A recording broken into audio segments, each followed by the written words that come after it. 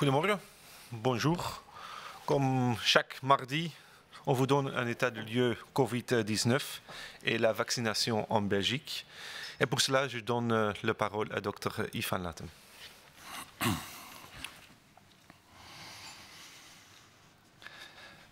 Goedendag iedereen, bonjour à toutes, bonjour à tous. Alors, en entrée de jeu, on peut dire que rouge sont les chiffres et rouge est la carte. En moyenne, on compte actuellement plus de 4000 nouvelles contaminations par jour et de l'ordre de 200 hospitalisations par jour. 600 patients sont hospitalisés en soins intensifs, globalement, ce qui est 2 fois plus que ce qu'on avait il y a 5 semaines, juste avant la Saint-Valentin. Ce sont des chiffres élevés, ce sont des chiffres du même ordre de grandeur que ceux que nous avions connus en septembre, début octobre, avant la deuxième vague. Actuellement, l'accélération des augmentations n'est pas encore, j'ai envie de dire, on espère qu'elle ne sera pas, mais n'est pas encore aussi forte que lors de cette deuxième vague. Nous n'avons pas de phase exponentielle comme on l'a connu à ce moment-là. Le doublement des chiffres s'opère actuellement tous les 14 jours, alors qu'il y avait un doublement toutes les semaines au début de la deuxième vague. Mais le virus est donc toujours très clairement bien là, même s'il est talonné par la vaccination. Cette recrudescence, nous pouvons toujours encore agir pour la maîtriser. Tous les efforts, toutes les mesures pour limiter nos contacts sont importantes. Des mesures sévères peuvent apporter une solution, bien sûr, mais ce ne sont pas les mesures qui sont importantes. On l'a déjà assez dit, c'est la manière dont nous les appliquons, dont nous les intégrons dans notre mode de fonctionnement, dans la distance que nous avons par rapport aux autres, dans le port du masque chaque fois que nécessaire, dans la limitation surtout de nos contacts au sens le plus large du terme, que ce soit au niveau professionnel, familial, amical. Sur la carte que vous voyez ici, qui a été un peu simplifiée pour la rendre plus compréhensible, nous voyons les modifications de notre mobilité d'après Google Mobility. Et que voit-on sur la ligne bleue? Eh bien, on voit sur la ligne bleue que nous sommes à peu près à moins 20% par rapport à ce qui se passait avant le Covid, alors que nous étions à moins 25%, moins 24% lors d'autres épisodes. On voit qu'on était à moins 15% lorsqu'on était à l'aube de la deuxième vague. Et donc, nous voyons très clairement qu'actuellement, notre mobilité, eh bien, elle continue à être relativement importante, et en tout cas plus importante que ce qu'elle était encore récemment. Au cours de la dernière semaine, et c'est la diapositive que vous voyez maintenant, il y a eu 4060 nouveaux cas en moyenne par jour. Ceci représente une augmentation très importante de 41% sur une base hebdomadaire. Actuellement, il est clair que le nombre de tests pratiqués est important, de l'ordre de 57 000 tests par jour, mais il faut souligner que nous avons toujours une positivité de l'ordre de 7,5%. Nous venons au mieux, pendant cette période de plateau, de 5,5 à 6%, et depuis une quinzaine de jours, nous avons gravi ainsi de 6% vers 7,5%, et ce malgré qu'on teste plus. Donc il reste un taux de positivité tout à fait significatif. Cette augmentation que nous voyons pour l'instant est plus importante que celle que nous avons constatée lors des autres vaguelettes qui ont marqué la fin de la deuxième vague, les autres vaguelettes qu'on a eues en fin 2020, début 2021. Sur la dernière semaine, à 3 reprises, nous avons ainsi eu plus de 5000 nouvelles infections par jour. Le risque de contamination est donc maintenant particulièrement élevé, le plus élevé depuis 4 mois, depuis la fin de cette deuxième vague.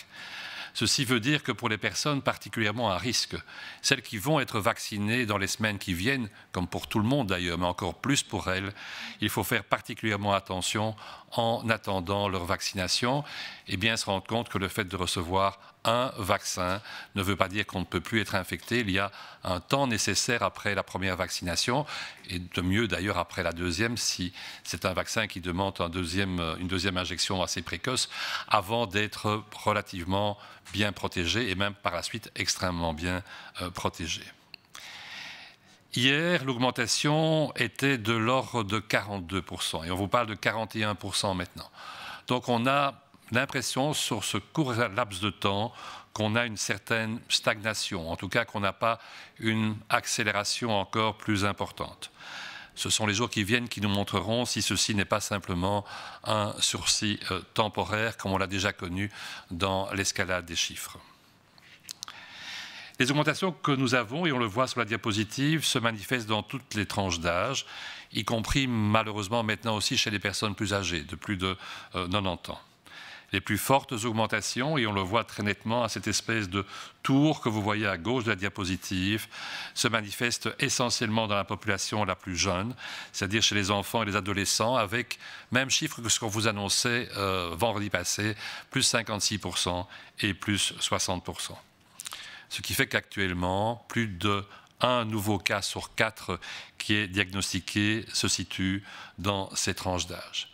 Il est clair que l'on fait beaucoup de tests dans ces tranches d'âge, plus peut-être que ce qu'on faisait dans le passé, mais que la positivité de ces tests y reste importante et plus importante que dans les tranches d'âge plus âgées. L'augmentation, et quand je vous parlais de carte rouge, elle est devant vous, l'augmentation se trouve à peu près, effectivement, comme on le voit ici, partout dans le pays, dans les 3 régions et dans les différentes provinces. Et nous avons partout des chiffres, des augmentations à 2 chiffres. Et quand on dit à 2 chiffres importants, puisqu'on n'a rien qui est en dessous de 27% dans cette carte. La province de Liège a cette augmentation la moins prononcée de 27% dont je viens de vous parler, et le Brabant wallon a une augmentation de l'ordre de 2/3 de 69%. C'est dans le Namurois qu'on a le taux d'infection le plus élevé actuellement, avec 669 cas par 100 000 habitants sur 14 jours, donc sur 2 semaines. Ceci est de l'ordre de 1,5 fois la moyenne belge, qui est actuellement élevée à 422 pour 100 000 habitants sur 14 jours. Le Namurois est suivi en cela de la région bruxelloise, de la Flandre orientale et du Hainaut. Si on s'intéresse aux hospitalisations, et on voit très clairement que cette courbe qui stagnait est en train d'augmenter, ces hospitalisations continuent d'augmenter. On a eu en moyenne 204 nouvelles hospitalisations, ce qui est 22% de plus que la moyenne de la semaine précédente, où on avait encore 167 nouvelles admissions par jour. Samedi passé, donc le samedi 20 mars, il y a eu 243 nouvelles admissions. Et c'est actuellement le chiffre quotidien le plus élevé depuis le début de cette année 2021. Ceci nous amène à avoir une occupation hospitalière qui continue lentement mais imperturbablement à augmenter, atteignant actuellement 2359 patients Covid dans nos hôpitaux. Ce chiffre est de 12% plus élevé que celui qu'on constatait la semaine précédente. Sur ce total de patients, un quart d'entre eux séjournent en soins intensifs, soit 588. Ceci représente une augmentation de 17%, donc une augmentation plus importante que celle qu'on a par rapport à la globalité des hospitalisations. Par rapport aux soins intensifs, nous avons actuellement un temps de doublement de 1 mois, et on vous a déjà à plusieurs reprises avancé les possibilités d'occupation de soins intensifs dans les semaines qui viennent. Au rythme actuel de doublement, on devrait atteindre le seuil de 1000 patients, et on a dit combien ce seuil était non seulement symbolique mais important pour le fonctionnement des hôpitaux aux environs de la mi-avril. Au niveau des décès, il y a pour la première fois depuis longtemps une très très légère augmentation. Nous sommes passés à 25 décès que nous déplorons en moyenne par jour, soit 2% de plus que la moyenne de la semaine précédente. À nouveau, cette augmentation se manifeste au niveau de la tranche d'âge 65-74 ans, donc essentiellement des personnes qui ne sont pas dans les institutions, puisque au niveau des institutions, le taux de mortalité continue à diminuer dans les maisons de repos et les maisons de repos et de soins. Alors, vous le savez, on l'a dit aussi la semaine passée, les hôpitaux sont passés depuis le 22 mars en phase 1B. Cette phase 1B signifiant donc qu'ils doivent réserver 50% de leurs lits de soins intensifs aux patients Covid, soit 1000 lits sur les 2000 lits disponibles. Pour ce faire, ils doivent donc reporter un certain nombre d'opérations ou de soins lourds, effectivement, qui sont non urgents. Ce sont des soins qui peuvent être reportés. Ce sont par exemple des prothèses qui, bien sûr, sont importantes pour les personnes qui les nécessitent, qui doivent éventuellement avoir des douleurs pendant plus longtemps avant d'être opérées, mais ce sont des choses que l'on peut faire sans aggraver la santé de la personne au long cours. Cela signifie que donc pour les choses qui sont, elles, essentielles pour la santé de tous les jours, il ne faut pas actuellement reporter les soins. Et donc il ne faut pas actuellement, c'est un message qu'on a déjà véhiculé, retarder les soins qui soient liés à des symptômes qui peuvent être importants pour vous. Vous toussez, vous crachez du sang, vous maigrissez, vous perdez du sang par les voies digestives, sont tous des symptômes qui peuvent être des marqueurs de pathologie sévère, et il n'y a pas que cela bien sûr, et qui doivent absolument faire que vous continuez à consulter votre médecin traitant ou une institution. Tant au niveau du médecin généraliste qu'au niveau des institutions hospitalières, des mesures ont été prises de manière à éviter qu'une contamination puisse s'y produire et vous puissiez en toute confiance continuer à consulter votre médecin, spécialiste ou généraliste, de manière à ce que les soins adéquats soient prodigués. Il est important que toutes les maladies de longue durée soient suivies de manière adéquate et que les gens qui sont traités pour des pathologies comme le diabète, l'hypertension, etc., continuent à prendre leur traitement de manière adéquate et continuent à voir leur médecin. Ne remettez pas votre traitement à plus tard. Un exemple malheureux qu'on a déjà cité, mais qu'on veut vous rappeler aujourd'hui, est ce qui est survenu lors de la première vague, c'est le délai qu'il y a eu dans le diagnostic de certaines maladies. On va prendre aujourd'hui l'exemple du cancer. La Fondation pour le cancer, avec le registre du cancer, a étudié l'impact du Covid par rapport au diagnostic de nouveaux cancers dans notre pays. Au mois d'avril de l'année passée, en 2020 donc, pendant le pic de la première vague, il y a eu 2 fois moins de cancers diagnostiqués qu'au mois d'avril de l'année précédente. Or, le Covid n'a malheureusement pas pour nous la propriété de diminuer la fréquence du cancer. Il y a eu, heureusement, un rattrapage de ces chiffres lorsque les soins ont pu recommencer à partir de mai et de juin, mais ce rattrapage n'a été que partiel. Et on a ainsi obtenu le fait qu'entre mars, le début de la pandémie 2020, et septembre 2020, on ait un retard de 14% par rapport aux chiffres auxquels on s'attendait. Alors, 14%, évidemment, c'est moins dramatique que les 40-50% en moins, mais ça reste effectivement des diagnostics plus tardifs, et des diagnostics plus tardifs dans une pathologie où on sait que plus vite on traite, plus est élevé l'espoir de pouvoir guérir cette pathologie. Ça signifie donc qu'actuellement, il y a encore de l'ordre de 5000 patients avec un cancer qui n'ont pas consulté, qui n'ont pas été pris en main. Le registre du cancer est en train de travailler sur les chiffres sur la fin 2020 et on vous tiendra au courant lorsqu'on aura ces informations.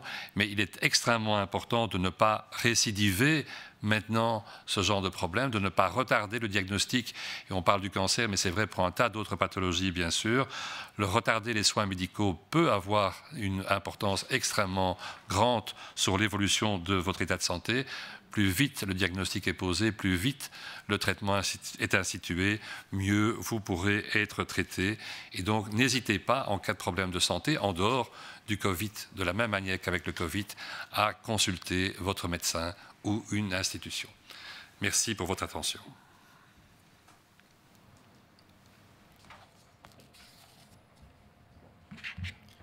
Goedemorgen iedereen, bonjour tout le monde. De cijfers zijn rood en de kaarten kleuren rood. Gemiddeld zijn er momenteel ruim 4000 nieuwe besmettingen en 200 ziekenhuisopnames per dag. Er liggen bijna 600 COVID-patiënten op intensieve zorgen. Dat is 2 maal meer dan begin februari. Dit zijn hoge cijfers van dezelfde grote orde als degene die we gezien hebben bij de start van de tweede golf in de periode oktober. Momenteel ligt de versnelling in de toenames nog niet zo hoog als bij de tweede golf. De besmettingen verdubbelen momenteel om de 14 dagen. Tijdens de tweede golf was dat om de week. Het virus weert zich als een duivel in een wijwatervat met de hete adem van het vaccin in zijn nek. Maar ook deze opstoot kunnen we neerdrukken. Alle inspanningen en maatregelen die onze dichte contacten beperken, kunnen daarbij helpen. Strenge maatregelen kunnen helpen, maar de grootste hefboom zit nog steeds in onze eigen handen door afstand te houden, maskers te dragen waar nodig en vooral het beperken van onze contacten. De trends van Google Mobility laten voorlopig weliswaar nog geen grote daling zien van onze verplaatsingen voor het werk. Op deze figuur ziet u de blauwe curve. Die toont onze verplaatsingen voor het werk weer. In de periode voor de krokusvakantie verplaatsten we ons gemiddeld 25% minder dan normaal voor het werk. Na de krokusvakantie is dat gestegen tot ongeveer 20% en dat blijft vrij stabiel tot nu toe. De afgelopen week werden er gemiddeld 4060 nieuwe besmettingen per dag vastgesteld. En dat is een toename van plus 41% op weekbasis. Dit is een stuk hoger dan de toenames die we gezien hebben tijdens andere opflakkeringen in 2021. In de voorbije week werden zelfs op 3 dagen meer dan 5000 besmettingen per dag vastgesteld. Daarmee is momenteel het risico op een besmetting het hoogst sinds 4 maanden.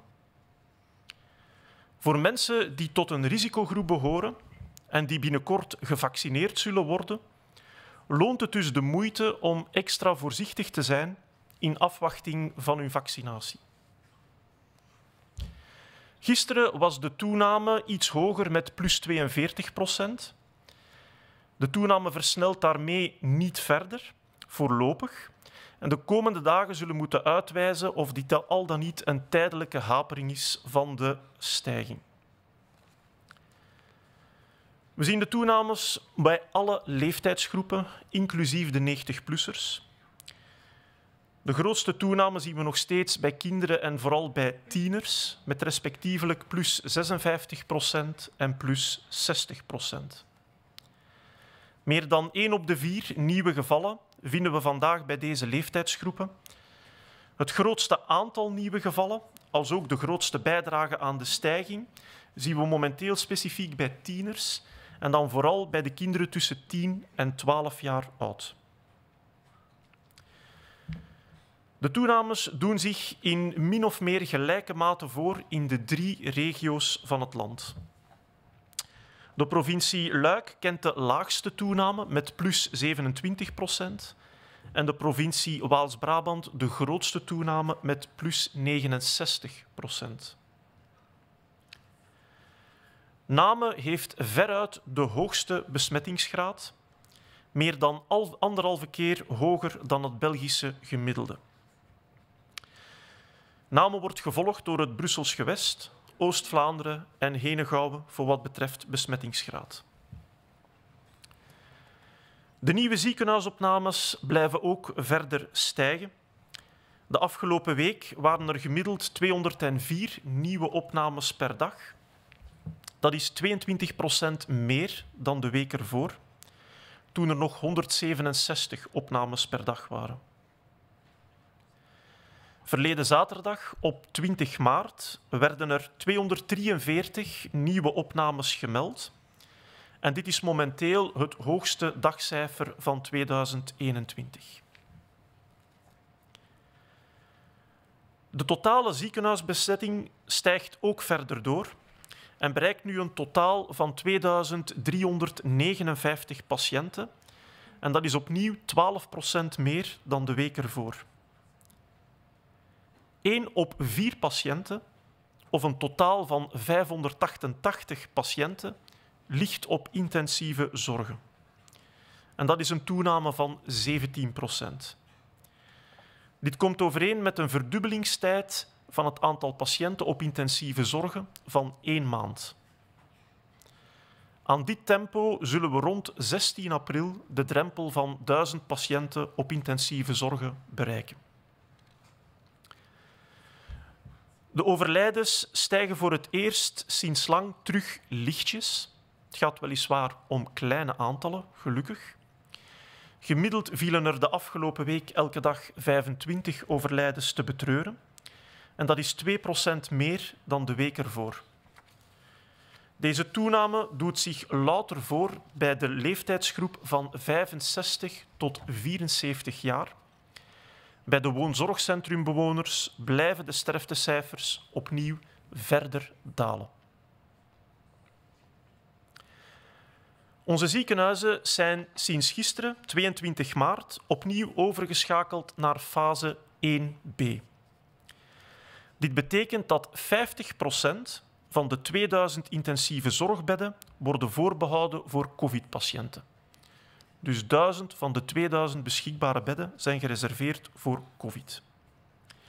Om dit te kunnen realiseren, kunnen ziekenhuizen bepaalde niet dringende operaties en zorg uitstellen. Het gaat weliswaar om zorg die uitgesteld kan worden en die niet dringend is. Denk maar aan het plaatsen van bepaalde protheses. Dat wil dus zeggen dat alle noodzakelijke en dringende medische zorg gewoon doorgaat. Ik wil daarbij nog eens benadrukken dat als u zich ziek voelt of u klachten ondervindt, dat u dan niet mag twijfelen om uw arts te contacteren en om u te laten onderzoeken. Onze huisartsen en onze ziekenhuizen hebben zich zodanig georganiseerd dat ze iedereen op een veilige manier kunnen ontvangen en onderzoeken. Ook als het gaat om klachten die niks te maken hebben met COVID. Het is belangrijk dat langdurig zieken zich goed laten opvolgen en zich laten verzorgen. Stel dat niet uit. De Stichting Kankerregister bestudeerde bijvoorbeeld de impact van COVID-19 op het aantal nieuwe kankerdiagnoses in ons land. Uit die studie blijkt dat in de maand april van vorig jaar, dus tijdens de piek van de eerste golf, maar half zoveel kankers vastgesteld werden in vergelijking met het jaar voordien in de vergelijkbare maand. De herstelbeweging die zich de maanden nadien inzette, kon niet vermijden dat er in totaal tussen maart 2020 en september 2020 toch 14% minder kankerdiagnoses werden gesteld dan in dezelfde periode in het jaar voordien. Dat zijn dus ongeveer 5000 kankerpatiënten die in 2020 niet tijdig bij hun arts te rade gingen met hun klachten. Dat komt overeen met het typisch aantal kankerdiagnoses op 1 maand in België. Momenteel verwerkt het kankerregister nog de gegevens van het laatste kwartaal van 2020. Het uitstellen van medische zorg kan ernstige gevolgen hebben. Hoe sneller u een diagnose laat stellen, hoe sneller en hoe beter u behandeld kan worden. Aarzel dus niet om uw arts te contacteren bij klachten. Dank u voor uw aandacht.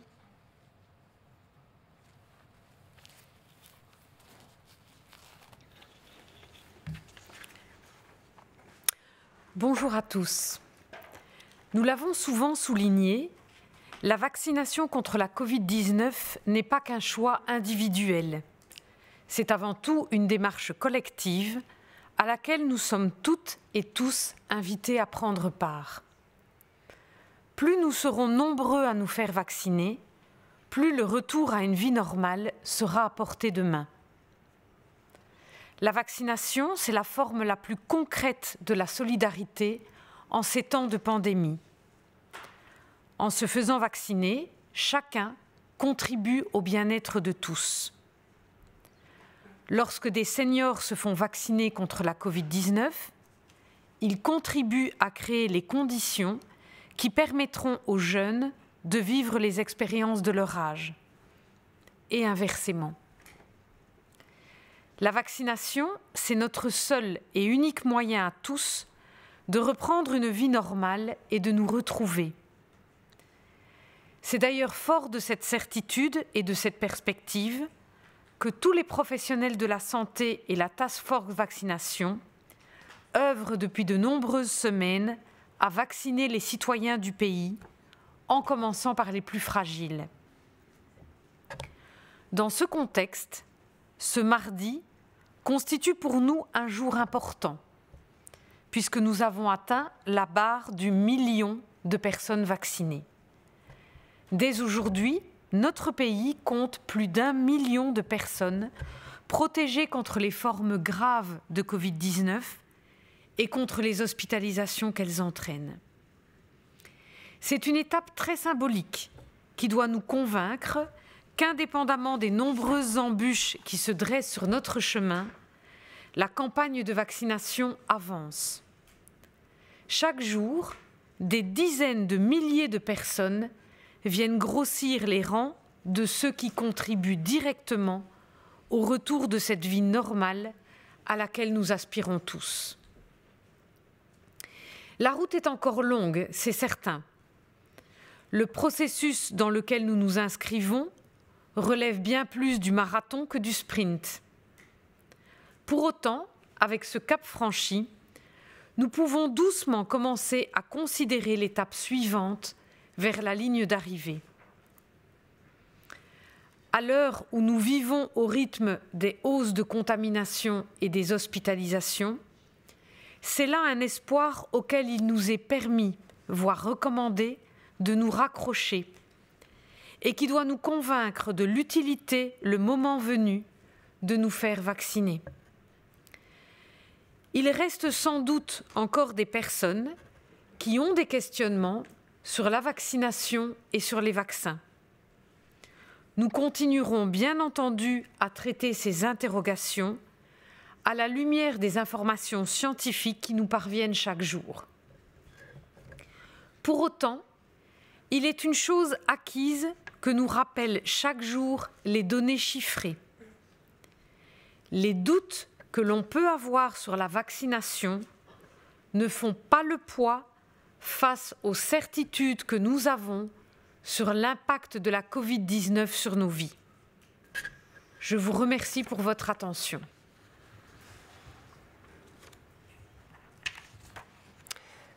Goedemorgen iedereen.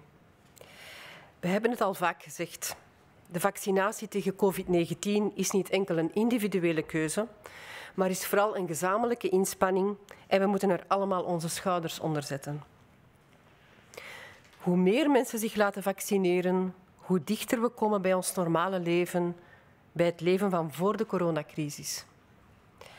Vaccinatie is de meest concrete vorm van solidariteit in deze tijden. Door je te laten vaccineren, draag je bij tot het welzijn van iedereen.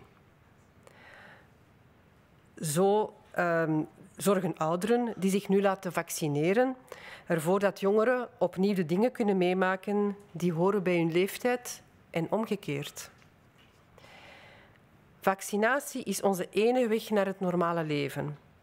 Met dit voor ogen zijn alle zorgverleners en de taskforce vaccinatie al weken aan het werk om de inwoners van het land te vaccineren, te beginnen met de meest kwetsbaren.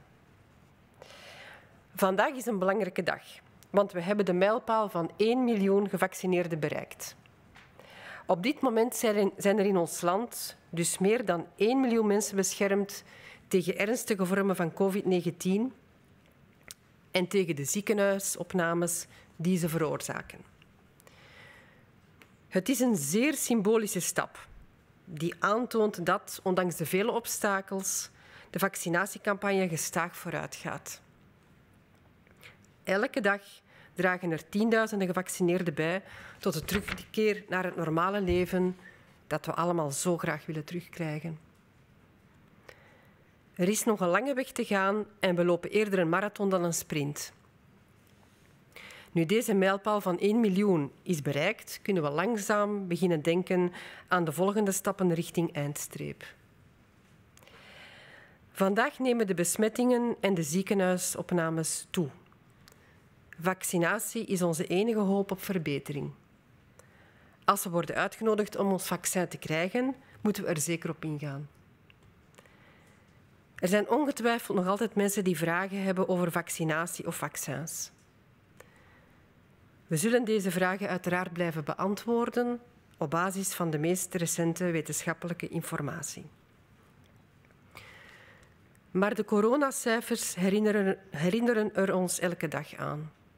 De zekerheden die we hebben over de impact van COVID-19 wegen veel zwaarder door dan de twijfels die er nog zouden bestaan over vaccinatie.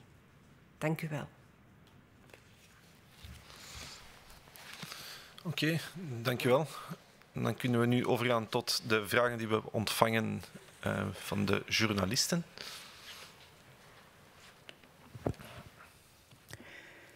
Zijn scholen een drijvende kracht achter de epidemie of weerspiegelen ze enkel de epidemiologische situatie in de samenleving? Als scholen effectief een drijvende kracht zijn, moet dan het schoolpersoneel niet met voorrang gevaccineerd worden omdat ze meer worden blootgesteld? Bijvoorbeeld, zoals Vilvoorde heeft aangekondigd te willen doen met overblijvende dosissen. Wel, laat ik eerst beginnen met te zeggen dat er niet één bepaalde drijvende kracht of motor is van deze pandemie. Wat je nu ziet in de cijfers is dat het virus overal zit. Je vindt het terug bij kinderen, je vindt het terug op scholen, maar je vindt het evengoed in de actieve bevolking. Mensen die gaan werken binnen de gezinnen, binnen de families. Scholen zijn daarbij communicerende vaten samen met de rest van de samenleving. Als er veel virus circuleert, dan merk je dat ook aan de situatie in de scholen. Dan vinden daar veel uitbraken plaats, dan worden daar ook besmettingen vastgesteld. Als je heel specifiek naar de cijfers kijkt, bijvoorbeeld naar de gekende clusters of uitbraken, het is belangrijk, dat zijn uitbraken die we kennen. Dat is omdat daar gemonitord wordt, omdat daar artsen zijn die zaak in kaart brengen en rapporteren, arbeidsartsen of CLB's. Dan zie je dat ongeveer 37% van de uitbraken op scholen wordt gerapporteerd en 36% momenteel op bedrijven. Vroeger was de belangrijkste plaats van uitbraken waren dat de woonzorgcentra, maar dat is ondertussen fel teruggedrongen dankzij de vaccinatie. Daar bedraagt het percentage uitbraken maar 6% meer. Als je dan kijkt naar scholen, waarom worden kinderen getest? Dan is dat in de meerderheid van de gevallen nog altijd omwille van een hoogrisicocontact buiten de school. 45% van de gevallen gaat men kinderen testen omwille van een contact buiten de school. Dat kan omwille van een contact binnen het gezin zijn of omwille van een buitenschoolse activiteit. 38% van de kinderen worden getest omwille van een contact op de school. En 17% gewoon omdat ze symptomen hebben zonder duidelijk contact. Van de besmettingen waarvan dat we weten waar ze opgelopen zijn, vindt het merendeel van de besmettingen nog altijd plaats binnen het huishouden, 28%. 8% binnen de familie, 5% door contact met een collega en 4% door contact met een klasgenoot. 1,5% door contact met een leerkracht. Ook daar zie je dat de meeste besmettingen vooral in de privésfeer zitten, in de familiale context. Iets minder dan 1 op 2 van de besmettingen, daar kennen we de exacte plaats van besmetting of oorsprong niet van. Betreft vaccinatie van leerkrachten, dat is een zeer gevoelig onderwerp. Enerzijds is het zo dat als je leerkrachten vaccineert, doe je dat in eerste plaats om de functie van leerkracht te beschermen en te zorgen dat de scholen optimaal kunnen functioneren. Dat houdt niet tegen dat er eventueel nog besmettingen zouden zijn bij leerlingen. En ik denk dat momenteel de strategie in België heel duidelijk is, dat men de vaccins wil reserveren voor de mensen die het hoogste kans hebben op complicaties, op ziekenhuisopname en op overlijden. Je mag niet vergeten dat er bijna 500.000 leerkrachten zijn in België. Dat zijn 500.000 vaccins die op dit moment eigenlijk liefst toch bestemd zijn voor de mensen die het grootste risico op ziekte lopen.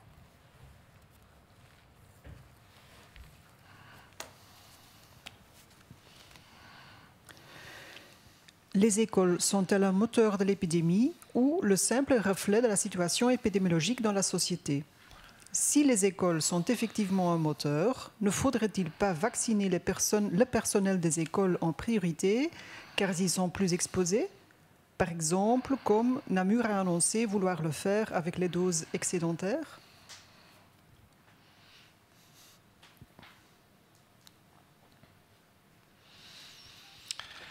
Alors je pense que la plupart des scientifiques estiment toujours actuellement que l'école est plus un miroir de la société et de l'épidémie plutôt que le driver de l'épidémie. Globalement parlant, le virus est présent partout et plus présent maintenant qu'il y a quelques semaines dans les familles, dans les entreprises et aussi à l'école. L'école n'est pas exempte l'école fait partie de la société et donc ce n'est pas une île sur laquelle rien ne se passe. Il se passe entre autres un certain nombre de clusters, on le sait, et dans les écoles c'est d'ailleurs un cluster dès qu'il y a 2 cas, et on sait que c'est à peu près le cas dans 37% des clusters, à peu près du même ordre de grandeur que ce qu'on retrouve, mais souvent avec des clusters plus importants au niveau des entreprises. Au niveau de ces clusters, on ne retrouve plus, soit dit en passant, les maisons de repos qui n'ont plus que quelques pourcents du total des clusters grâce à la protection qu'elles ont reçue par la vaccination intensive de toutes les personnes qui y résident. Alors, les enfants qui sont testés actuellement le sont essentiellement à cause de risques, d'être des contacts à haut risque, de situations extrascolaires. Dans la majorité des cas, dans 45% des cas, ils sont testés parce qu'ils ont été des contacts à haut risque en dehors de l'école et typiquement, par exemple, par rapport à leurs parents. Ce n'est que 38% pour des contacts à haut risque par rapport à l'école elle-même. On assiste à des chiffres du même ordre de grandeur pour les enseignants, dont la majorité des transmissions ont lieu entre adultes, surtout entre adultes à l'extérieur, dans la famille, avec des amis, éventuellement entre adultes, entre professeurs, par exemple dans la salle des professeurs, beaucoup plus que ce qu'on peut avoir par rapport au contact, par rapport aux enfants eux-mêmes. Et donc, s'il y a là une transmission, c'est une transmission plus entre adultes qu'autre chose. Au niveau de la vaccination, on sait que notre pays a choisi de garder une voie de vaccination qui est liée à l'impact sur la santé de l'individu à risque et sur la préservation de la structure, de la santé de notre système de santé, en choisissant de vacciner d'abord les personnes les plus âgées, en commençant par les maisons de repos, puis les autres, comme actuellement, et par la suite les personnes qui ont des facteurs de comorbidité. Il est bien clair que si un personnel enseignant a des facteurs de comorbidité, il sera alors vacciné comme les autres à ce moment-là étant actuellement prévu quelque part vers le mois de mai ou le début du mois de juin. Dans ce contexte, il ne faut pas oublier que le volume du personnel enseignant dans notre pays, c'est à peu près 1 demi-million de personnes. Et donc, c'est un nombre significatif de personnes à vacciner avec un nombre limité de vaccins, on l'a déjà dit, actuellement disponibles. Et que donc, déplacer la vaccination vers une profession essentiel, on n'en doute pas, comme d'autres professions, voudrait dire que l'on ne donne pas aussi rapidement une protection aux gens qui sont à risque pour eux-mêmes liés à la maladie. Et donc c'est toute cette problématique qu'il ne faut pas oublier, sachant que par rapport à l'enseignant, en dehors des enseignants qui seront vaccinés à cause de comorbidité, c'est plus pour poursuivre la tâche d'enseignant que cette vaccination aurait un impact. Sur le plateau de RTL, le professeur Klumek a affirmé que les patients étaient plus rapidement placés en soins intensifs qu'avant, et cela pour une durée plus courte. Pouvez-vous le confirmer? Alors nous n'avons pas actuellement de données chiffrées, scientifiques, permettant d'affirmer cela. Nous avons les données que nous connaissons par nos hôpitaux et les collègues dans d'autres hôpitaux. Qu'est-ce qui transparaît de ceci? Il transparaît du fait que, d'une part, les patients sont globalement plus jeunes. Ils sont plus jeunes parce que les patients, entre autres des maisons de repos et de soins, n'arrivent pas à l'hôpital parce qu'ils sont protégés par la vaccination. Dans un contexte de patients plus jeunes, de patients avec des projets de vie qui sont différents d'une partie des patients des maisons de repos, on a une tendance à les mettre plus rapidement en soins intensifs, au moindre risque, plutôt que de les laisser en salle d'hospitalisation classique. Il y a aussi le fait que chez ces patients plus jeunes, pas mal de nos collègues nous disent, on est bien d'accord, on n'est pas là devant une revue scientifique, nous disent que les patients arrivent avec un état de santé plus altéré et qu'ils ont besoin plus rapidement d'aller en soins intensifs. On peut certainement discuter sur les raisons de cela et on a déjà évoqué éventuellement le rôle que peut jouer une plus grande virulence, une plus grande pathogénicité des variants qui sont actuellement dominants dans notre pays. Rappelons qu'à peu près 3/4 ou pratiquement 3/4 des souches qui circulent actuellement sont liées aux variants anglais et qu'au moins 2 études, anglaises et danoises, lui rapportent une plus grande agressivité, une plus grande virulence. Et donc, dans ce contexte-là, ceci peut expliquer sans doute pourquoi on a une occupation proportionnellement plus importante des soins intensifs que du reste de l'hospitalisation. Par contre, concernant la durée de l'hospitalisation en soins intensifs, nous manquons actuellement de chiffres pour pouvoir dire qu'elle serait plus courte qu'auparavant.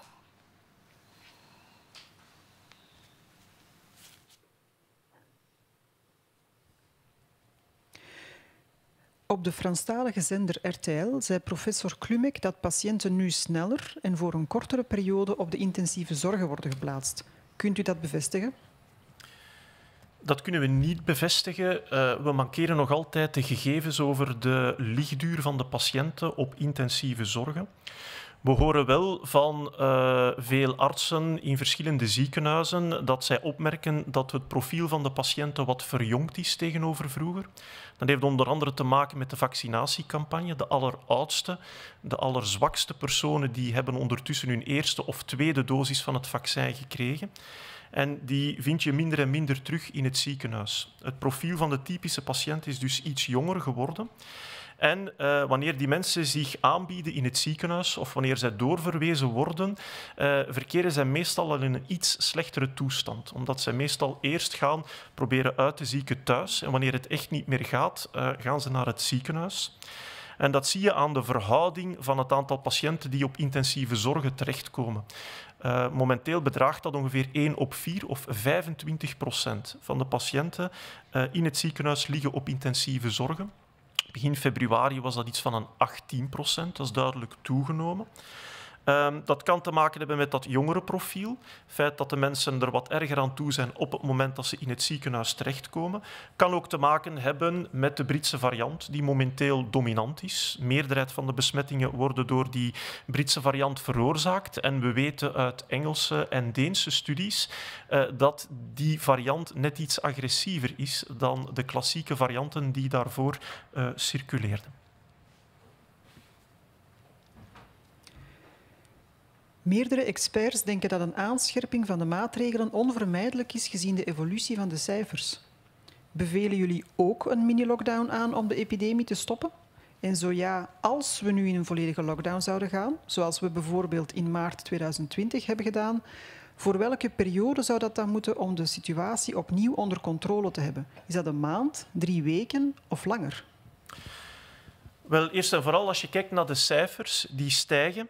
En ja, dan kan je niet anders tot de conclusie komen dat er bepaalde verstrengingen aan de orde zijn. Dat is voor een stuk ook al gebeurd. Verleden week is er een overlegcomité geweest. Heeft men een aantal beslissingen genomen. Of dat voldoende is, dat zal moeten blijken. Maar bepaalde maatregelen aanscherpen lijkt me wel aangewezen. Het is belangrijk dat je de dynamiek van deze curve tijdig breekt. Je kan dat met mate doen en dat kan voldoende zijn om de curve te stabiliseren. Maar als je kiest voor strengere maatregelen, ga je waarschijnlijk sneller en meer impact hebben. Maar die gaan ook meer kosten. En het draagvlak daarvoor kan ook beperkt zijn. Dus dat zijn belangrijke keuzes die je dan moet maken. Dat zijn maatschappelijke keuzes en dat zijn politieke keuzes. Alles komt aan een prijs. De duur, als je echt kiest voor strenge maatregelen, zoals je dat bijvoorbeeld ook in Frankrijk ziet en in Duitsland, de duur daarvan, daar bestaat nu momenteel nog geen duidelijkheid over. Hoe lang dat je die dan precies moet aanhouden.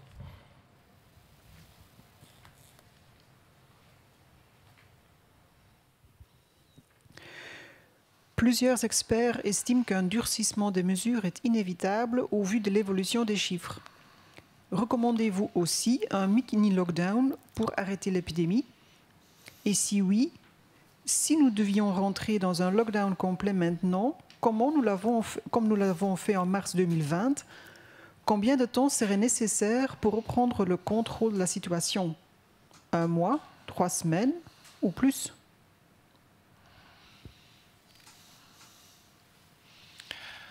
Alors, il est indubitable que les chiffres augmentent, on le dit depuis plusieurs semaines et on l'a encore dit aujourd'hui. Donc, il est indubitable en même temps qu'il faut faire quelque chose de manière à éviter que la situation ne s'emballe. Lors du dernier comité de concertation, vendredi passé, certaines mesures ont été décidées et nous allons voir dans les jours qui viennent si d'autres mesures sont décidées au niveau politique. Ceci pourrait être simplement l'addition de nouvelles mesures limitant un certain nombre d'activités. C'est quelque chose de relativement simple, va-t-on dire. Toute la question est de savoir si cela suffit pour refroidir suffisamment la situation. Je ferai la comparaison par rapport à un abcès. Est-ce qu'il faut donner des antalgiques ou donner des antibiotiques, ou est-ce qu'il faut inciser dans l'abcès de manière à éventuellement avoir une évolution plus rapide? Et inciser dans l'abcès, ce serait effectivement prendre des mesures plus drastiques, des mesures comme le mini-lockdown, qui est le mot prononcé dans la question, ce n'est pas moi qui l'ai prononcé. Il est clair qu'on a déjà vu toute mesure plus importante, plus drastique, qui touche toutes les tranches d'activité, donne un impact plus rapide. Mais un impact plus rapide qui est de l'autre part contrebalancé par un coût sociétal, un coût psychologique, un coût financier.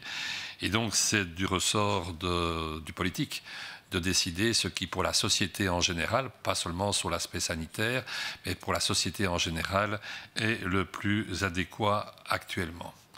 Quant à la durée de cette espèce de mini-lockdown dont la question comporte le mot, personne ne peut pour l'instant, je pense, dire quelle elle devrait être. Et je pense que c'est typiquement un domaine dans lequel les modèles, dont on parle beaucoup ces derniers temps, pourraient nous aider à définir si 3 semaines ou 4 semaines permettrait effectivement, comme intuitivement, on a envie de le dire, mais c'est intuitif, ça c'est pas scientifique, de redescendre nettement, de refroidir la situation et de nous faire traverser ce plateau élevé pour retrouver un plateau de plus basse altitude vers lequel nous tendons sans réussir à l'atteindre depuis plusieurs semaines. Donc je pense qu'il faut là effectivement que, entre autres par des modèles, on essaye de voir la faisabilité de ce type de refroidissement de la situation avec tout le coût qu'elle peut avoir, bien sûr, négatif autant que positif.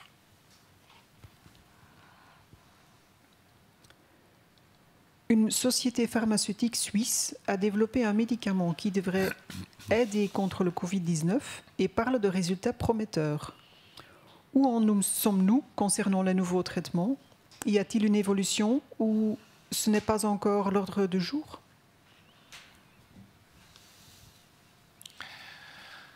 Je pense qu'il faut être clair, il n'y a pas de balle magique, le magic bullet des anglo-saxons actuellement contre le Covid. On n'a pas la solution, en dehors de la vaccination, pour la thérapeutique. Il y a des choses sur lesquelles on ne va pas revenir et qui ont été développées pendant la première et la deuxième vague. Et depuis, je dirais qu'il y a globalement 2 orientations dans lesquelles on peut aller pour aider quant à la thérapeutique. La première d'entre elles, c'est de définir des groupes de population qui pourraient bénéficier éventuellement de l'appoint d'une immunothérapie. Quand on parle ici d'une immunothérapie, on pense à des anticorps développés contre le virus et que l'on puisse administrer, soit par voie intraveineuse, soit si possible par voie sous-cutanée ou par voie intramusculaire, à des individus particulièrement fragiles. Plusieurs des médicaments comportant ces anticorps monoclonaux, parfois des cocktails d'anticorps monoclonaux, ont été développés et certains sont déjà disponibles dans des pays qui nous sont proches, comme la France et l'Allemagne par exemple. L'Allemagne a acheté ce genre de molécules pour plusieurs centaines de millions d'euros. Et dans les 2 pays en question, il y a des programmes qui prévoient l'administration potentielle de ce type d'injection à des patients à risque par leur âge, à risque par leur pathologie sous-jacente. Il faut souligner que ceci peut avoir un sens seulement au début de la pathologie. Lorsque le virus commence à s'installer, on a pu largement montrer que les anticorps, lorsqu'on avait dépassé 7 à 10 jours, par exemple, d'infection, n'avaient plus réellement un impact sur la santé, mais très précocement, lorsque l'activité du virus elle-même est encore présente, le bloquer par ces anticorps peut avoir un impact. Il faut souligner que ça reste quelque chose de relativement complexe, puisque c'est une injection, et de relativement coûteux. D'autre part, nous cherchons toujours pour avoir des antiviraux qui soient efficaces. Il faut souligner qu'au point de vue antiviraux, nous ne sommes pas encore actuellement, dans l'absolu d'ailleurs, dans un monde parfait, puisqu'il y a très très peu d'infections virales pour lesquelles nous possédons des médicaments qui soient actifs en eux-mêmes. L'hépatite C est le seul qui, dans mon esprit, vient comme ça. Pour les autres infections, nous avons des médicaments qui bloquent plus ou moins bien l'évolution du virus. C'est le cas pour la grippe ou pour d'autres pathologies comme l'herpès par exemple. Alors il y a maintenant plusieurs médicaments qui sont développés par différentes firmes qui sont en phase 2, en tout cas d'évolution dans le cycle d'évolution des médicaments et qui permettraient, mais je mettrai beaucoup de conditionnels là-dedans, d'avoir une meilleure efficacité que le seul antiviral approuvé actuellement contre le virus, le remdesivir, dont on sait que l'apport reste pour le moins marginal. Donc de l'espoir, il faut garder pour la thérapeutique, mais ça reste pour l'instant de l'espoir, sans qu'on ait des moyens faciles, disponibles, permettant de bloquer à un stade précoce, à la maison par exemple, une pathologie de manière à éviter que la personne ne se retrouve à l'hôpital ou au niveau des soins intensifs. On avait espéré avec des médicaments simples, comme par exemple la colchicine, avoir ce type de thérapeutique. Malheureusement, cette étude dont on espérait beaucoup de choses n'est toujours pas publiée et donc on reste dans l'expectative.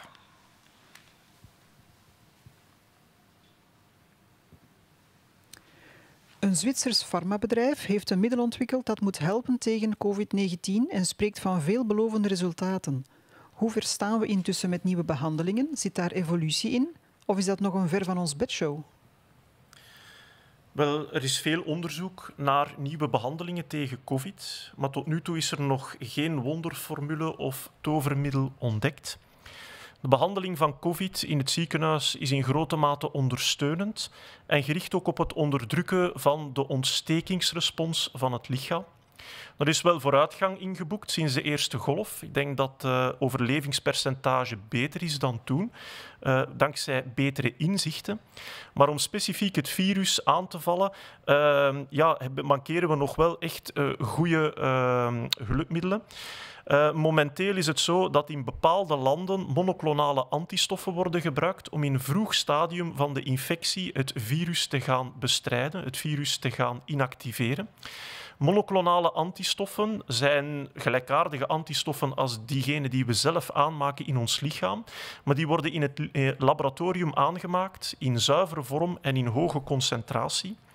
In bepaalde landen, zoals de Verenigde Staten, maar ook Frankrijk en Duitsland, worden die antistoffen gebruikt bij een specifieke groep van risicopatiënten in een vroeg stadium van de ziekte. Liefst in de eerste week van de ziekte, wanneer ze nog geen complicaties hebben. Het probleem is dat dat intraveneus moet toegediend worden. Dat is heel omslachtig, dat is heel duur. Maar volgens bepaalde studies zou dit de kans op ziekenhuisopname kunnen doen verminderen. Verder kennen we ook remdesivir. Dat is een specifieke virusremmer, maar die geeft, als je kijkt naar alle studies die gepubliceerd zijn, maar een matig effect op het ziekteverloop. Kan ook enkel maar in het ziekenhuis toegediend worden, omdat het intraveneus moet toegediend worden. En verder zijn er inderdaad studies die lopen om antivirale middelen te bestuderen die we kunnen innemen als een tablet of als een pil. Dat is handig, want dan kan je bij wijze van spreken naar de apotheker achter een doos gaan. Je hoeft niet ingespoten te worden, dat kan je thuis doen. Die zitten nog in klinische studies en het is ook afwachten hoe effectief die gaan zijn. Je kan dat bijvoorbeeld vergelijken met Tamiflu bij de griep. Dat is een virusremmer die het griepvirus afremt, maar ook daar is het effect eigenlijk maar heel matig. Al bij al moeten we stellen dat er voor heel weinig virussen effectieve behandelingen zijn kunnen ontwikkeld worden. De beste momenteel is die voor hepatitis C. Dat is eigenlijk het enige virus waarvan je kan zeggen dat je met een behandeling volledig kan wegkrijgen. Oké, dat waren alle vragen. Dank jullie voor jullie aandacht. En dan zien we elkaar terug vrijdag voor een nieuwe stand van zaken. Dank u wel.